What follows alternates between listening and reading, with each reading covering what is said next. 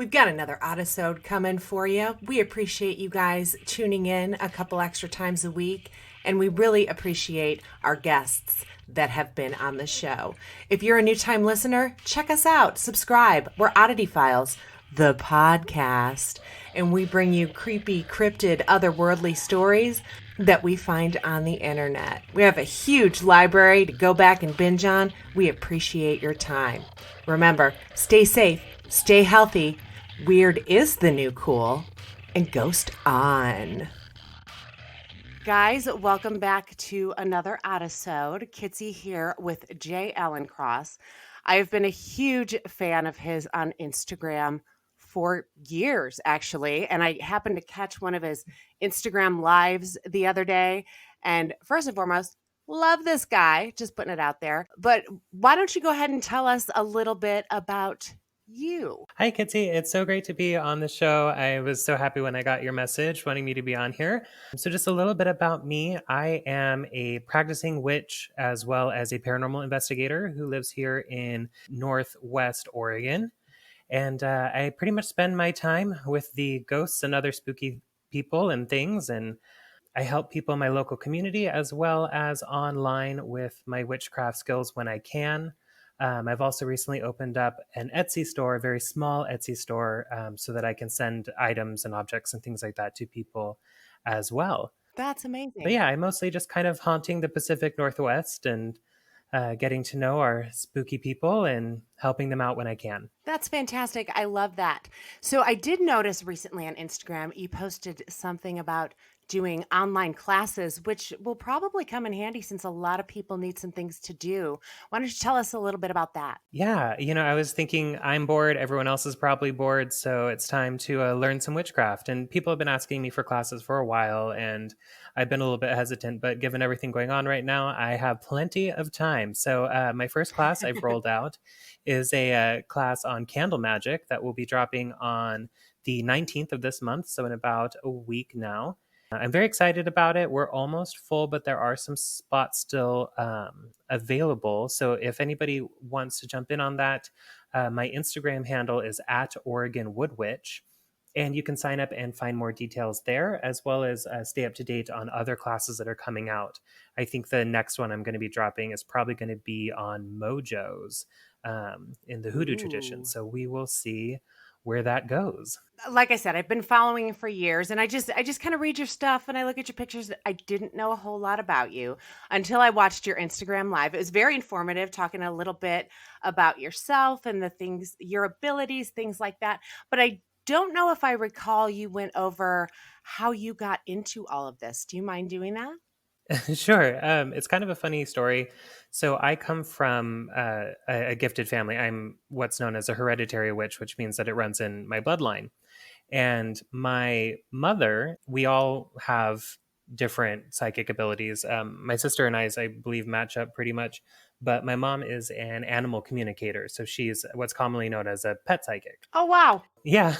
It's kind of funny to grow up with that. And, I grew up in a very open kind of psychic atmosphere. And so my mother was doing work in the community, communicating with people's pets and animals and things. She helps people during times when their animals are crossing over, things like that. So she'll get in touch with people. But folks were also having trouble with their haunted homes and were coming to her for help with that because they're like, you're psychic, so this is your arena, right? And she's like, no, I don't really do the dead people. However, my son does. And so me at the ages of like 15 start going to people's houses and talking to their dead people. And one of my very first cases, I actually came across an inhuman entity and was able to remove it. And that sort of accidentally ended up becoming my specialty.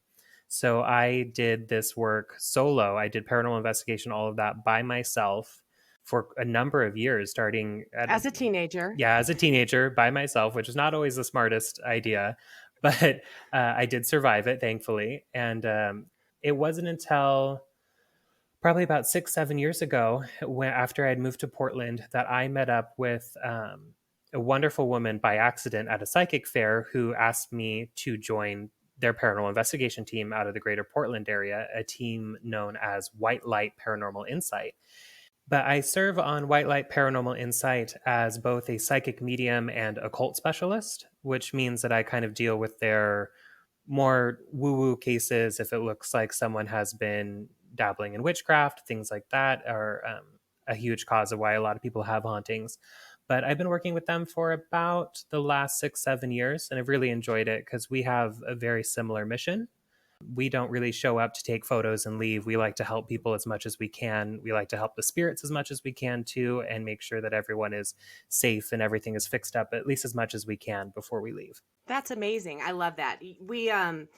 I have a paranormal team as well. That's how Oddity Files got started. But we go to notoriously haunted locations. I'm terrified to investigate people's houses where they're having problems because I'm afraid I'm going to screw it up. So this is the specialist you need if you have that going on, people. The thing that intrigued me the most, which we talked about before we started recording while you were doing your Instagram live, was you can read houses remotely. So this chick, the one you're talking to right now, sometimes brings shit home with her, and it's not fun. Sometimes it's, okay, and sometimes it's weird, but tell me more about how you do that. Yeah, so it can be done a few different ways. I'm one of several psychics on my team, and it's really interesting because we do something called pre-impressions, which means that before we even go to our case, all we get told is, hey, we have a case, and we figure out which psychics are going to be working on it. And then we read the home remotely before we even get there. And none of us as psychics talk to each other. We don't get any information. Sometimes we get photos. I'm one of the psychics that really prefers to work with photos of the home, both inside and the outside of the home. But I can do it if it's just one photo of the outside. That's totally fine too. But we get this ahead of time, and then we write down everything that we think is happening, any spirits that we pick up on. And it's just basically reading the energy of the photo for me. I practice something called psychometry, which is psychic impression through touch. And so I will do that even through like a screen or whatever and be able to pick up information that way. That's how it works for me. Other psychics on the teams go about it a little bit differently, but it's fascinating because we won't talk to each other. We won't have any information, but our case manager will get all of our notes ahead of time. Oh, neat. And it's fascinating to see how much of it lines up between all the psychics, because there's 6 or 7 of us on the team who are all functioning as psychics too.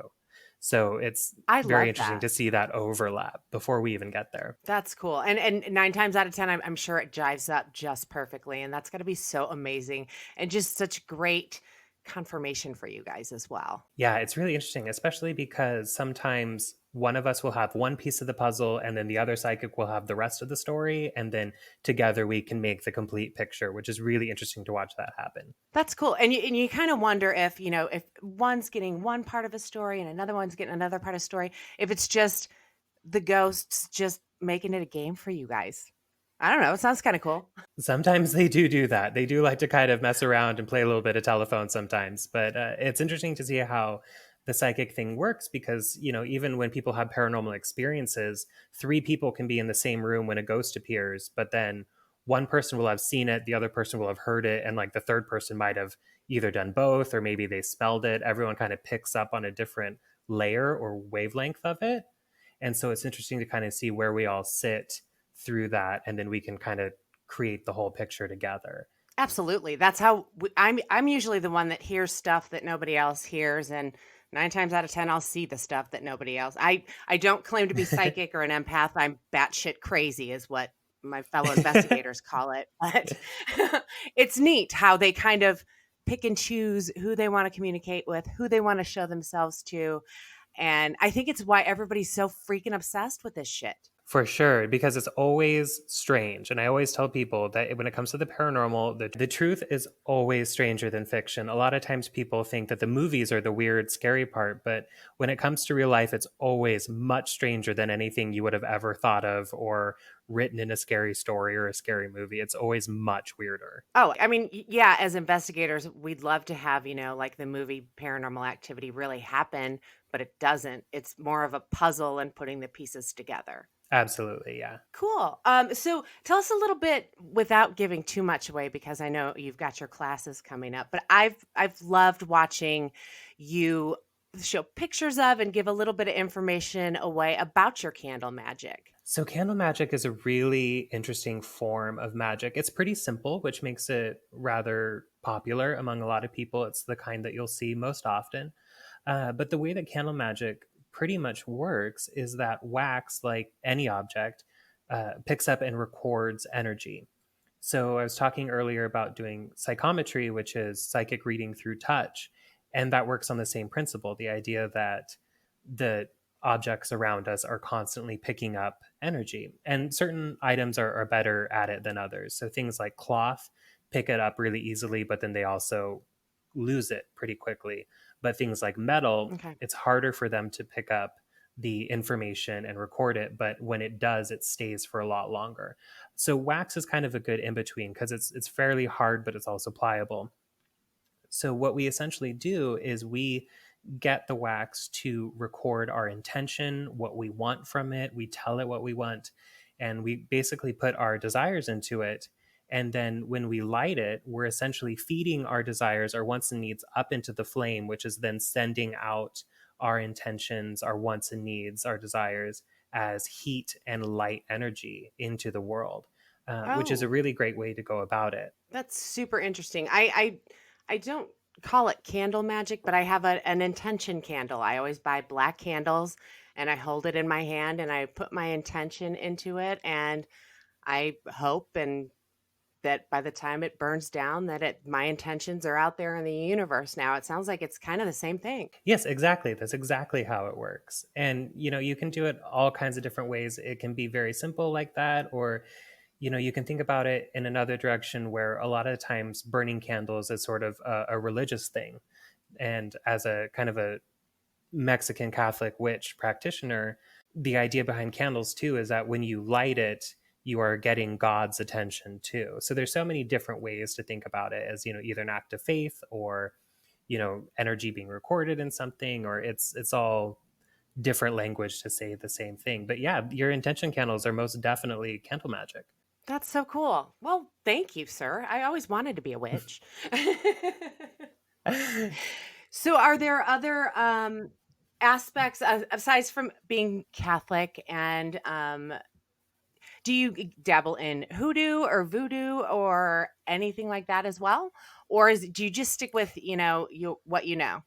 I have practiced all kinds of magic growing up because I started doing this when I was really, really young. And back then, the only thing that there was around was Wicca. So that's where I started. And then when more options and resources became available, and I was actually old enough to buy my own books and things like that, then I started branching out. And I always wanted to find my ancestral magic. And Mexican magic, specifically things like brujeria, are very heavily guarded. They're very, very secret. So it's very hard to find resources on it. But like any types of folk magic from North America, it's very close to all the other ones around it. So I started practicing hoodoo as a way of sort of reconciling my, inherent need and ability to do witchcraft with my Christian upbringing. Okay. And even though hoodoo is widely Protestant, it was still very similar to everything I was looking for. They had very similar beliefs in God and the saints and things like that. And Mexican folk magic is very similar to hoodoo. So I kind of started doing hoodoo because it was the closest thing to my ancestral magic. And then it wasn't until recently that I was able to kind of work more into the Catholic area with it, and therefore kind of make it more closer to Mexican magic, which I have been studying over the last year or so. And it's been one of my most favorite things. And especially because it's so close to hoodoo, the jump was not very big to go in Oh, between. that's cool. I practice, I practice now something that I'm calling post-colonial North American folk magic, which is a very long-winded way of saying the magic that comes from Christianity and paganism colliding. It sounds a lot like Outlander to me, man. Yeah, a little bit. Yeah. Well, very cool.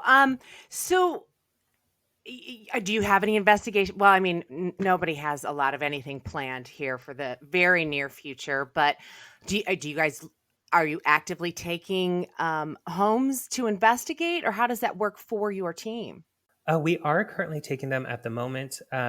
We do like to work mostly in the Pacific Northwest area when we can, because we do like to be hands-on as much as possible. But with everything going on, we are actually doing our best to do all of our work now remotely, which has been an interesting exercise in both, I'm sure. witchcraft and psychic ability. So we've been doing our best. We do have a case that we are doing right now. I was very fortunate that I got to do a few investigations before everything changed. I was actually able to investigate the Montgomery house here in Washington, just a little bit north of where I am. And that was a Ooh. very interesting investigation. It's a very haunted home. It's been on a couple of TV shows, but then they kind of shut it down and changed owners. And we were the first investigators to go in as kind of a practice run. They're now opening it for investigations, so you can pay them to rent the house out overnight. So we were the first ones to go in and kind of show them how that was going to work. I went with a group out of Portland known as Hella Paranormal, our friends over at Ghosts and Hoes podcast. Um, Danielle and Woohoo! Z were the ones who, yeah, our friends, they were the ones who invited me. So I went with their team and we got to know the spirits there. And that was an intense investigation. There was all kinds of things happening in that house, including an actual box of human bones. But uh, What? yeah, the guy who owns it, it's, I believe his father had an extensive medical collection that he inherited, or where he's been doing it. Anyway, there's, you just walk in and there's an actual just box, like a plastic tote, just full of human bones, and it's just a collection that he's been working on And forever. Z didn't walk out with those? You're kidding Oh me. no, she got a femur. She got a femur for sure. That's my girl. That's my girl. Well, let's say if somebody wanted to contact your team about doing something remotely in these times, how would they go about doing that? So you would want to go to whitelightparanormalinsight.com, and there will be a contact us section where they can send an email. It goes to our case manager, Kristen. She is amazing, and she gets to be the first point of contact so that none of the psychics, myself included, get any information. She's pretty much the only one who knows everything that's going on when it's happening. So the email will go So to cool. her and she will decide whether or not, we're able to help, remotely or not in this time, and then kind of get the ball rolling from there. So me, this bitch right here, if I wanted to have you do a reading of my house, is that something you could do personally? Yeah, I'd be happy to do that for you. You could probably just email me some photos of your house if you would like, and I will happy to send you some notes on anything that I'm picking up. Oh, that'd be really cool. I'd really enjoy that. I was doing an Instagram live with a spirit medium friend of mine, and I had two shadows out of nowhere just zoom past me during the recording. I can actually send you a recording of that as well. I think I know what it is. She thinks it's something else. You need that third opinion, the outside one. Yes, exactly. Which, even Yeah. if I'm wrong, I will admit it. I am not that bitch. But yes, I greatly would appreciate that. Okay, cool. Is there anything else that you wanted to cover that I may have absentmindedly forgotten? No, not so much. I'm just pretty much down to discuss whatever. Yeah, I have a lot of questions, but I don't want to keep you for like 3 hours because I could. So, No so worries, no worries. Yeah. other than the candle classes, are there any other classes you hope to offer? I do hope to offer a few more. I would like to do the Mojo class probably next. I'm trying to do smaller classes right now, kind of individually, just so that they're more cost effective for people with everything that's going on. Eventually, though, I'm going to try and wait until I get an actual website that can host it all set up. I would like to do full courses in witchcraft, which are multiple classes over a series of weeks where we cover, the entire introduction to witchcraft or an entire section of advanced spirit work or things like that. So in the future, I would definitely like to work on doing actual courses that people can sign up for. So, but in the meantime, I think I'm doing mostly practicing with the smaller classes like Candle Magic, Mojos. I'm getting a lot of requests for classes on saints, working with saints and things like that. So we'll see where it goes. Yeah. So if anybody listening can help him out with a website that does all that, you reach out. What exactly is a mojo class? Oh, so mojos are kind of like charm bags, is kind of what they call them in modern witchcraft right now. It's a bag that you Like fill. a gree bag? Yeah, exactly. So you just kind of fill a bag with like herbs, roots, stones, things like that that all match up with your intention. And then you bring them to life, which is the defining factor in whether or not it's a charm bag or a mojo, because mojos are actually brought to life. So you create an artificial spirit within it. And then that spirit is what actually helps you. So mojos are interesting because they're very powerful. They're more powerful than charm bags and the basic ones that you find. However, they are susceptible to being damaged or dying. So you have to feed them on a regular basis. Other people can't touch them or see them. So there's a lot of rules that go with them, and you have to bond with them, all kinds of things. So it's a little bit like adopting a pet. I I was just call going to say them it's kind of like a witchy spiritual Tamagotchi. Tamagotchis. Yes, exactly. We are It's on just the like the same page. craziest giga pet you've ever had. Oh, that's amazing. I have purchased gree bags from a local voodoo shop here in Indiana where I'm at, and they're really cool. She sets it all up. You put a little bit of you inside it. But I like the whole that you like create the spirit and you need to nurture it and love it and make sure it's happy to make sure you get what you want. It's like you're giving something to get something. Exactly. Hoodoo's very into kind of an equal exchange back and forth with everything as far as energy is concerned. So, yeah, it's really helpful. And I feel it's just so powerful to have something that you feel is both alive, that you're also constantly interacting with, versus something that's just kind of around you for a purpose, but something that is actually working with you together. That's so great. I love that so much. I might have to take your class. I'm just saying. I'm a fangirl anyway, so thank you so much for doing this. Of course. I was so happy when you asked me. I love doing podcasts, and it was so nice to hear from you too. And I'm so glad that you've been enjoying the Instagram too. So we'll have to chat more. Well, sweetie, thank you so much. Now I'm no longer a stalker. Now we've heard each other's voices and spoken, so it's good. Exactly. Oddity Files is an independent production. Intro music created by DJ Jimmy. Wah wah. 2020 artwork created by me, Kitsy Duncan. The opinions expressed in this podcast are ours, and ours alone. Well, maybe yours too. If you like the show and would like to support us, visit oddityfiles.com and click on support, or go to patreon.com/oddityfiles. Every little bit helps with both the podcast and the TV show. You can also support us by watching Oddity Files on Amazon Prime. It's free to Prime members and dirt cheap to those who aren't. You can find us on all the social media sites at Oddity Files. Keep spreading the word by sharing, retweeting, and reposting. Join our Oddity Files Facebook group by searching Oddity Files Fan Group and click Join. We'll approve you as soon as we can. All weirdos are welcome. Not into that social media stuff? Tell your coworkers, family, even the weird guy who just won't stop talking to you in line for coffee. Oh, and Grandma. Your grandma will love us. We appreciate each and every one of you, and if it weren't for you, we have no idea what we would do with our lives. If you have a story you'd like to submit, send it on in at oddityfilescrew@gmail.com. Also, send in story ideas, silly, weird memes, or just positive vibes to oddityfilescrew@gmail.com.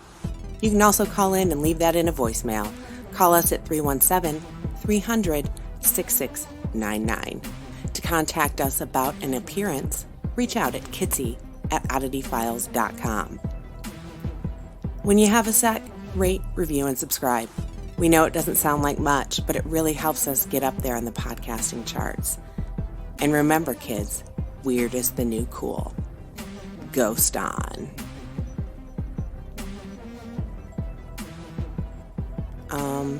Why are you still here? Go on. Get out of here. Turn it off. It's done. Really. I swear. Go. Get. Serious. I'm out of here.